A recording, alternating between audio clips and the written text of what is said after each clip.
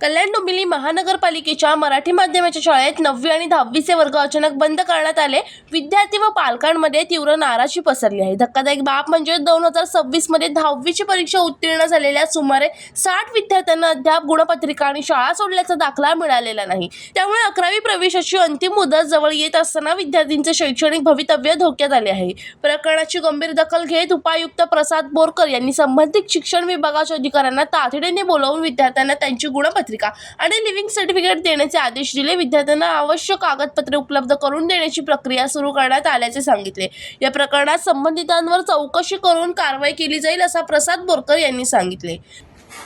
अशा प्रकारे कोणतीही केडीएमसीची मराठी माध्यमाची शाळा बंद करण्यात आलेली नाही। शिक्षकांच्या बदल्यांच्या अनुषंगाने काही कार्यवाही करण्यात आलेली आहे आणि त्यामध्ये काही त्रुटी राहिल्यामुळे आजच प्रशासन अधिकारी जे आहेत नगरपालिका शिक्षण विभागाचे त्यांना निर्देशित करण्यात आलेलं आहे।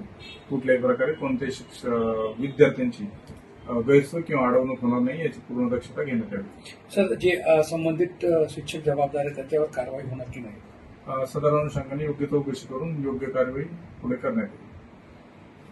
राहुल कांबळे, जनशक्ती, कल्याण।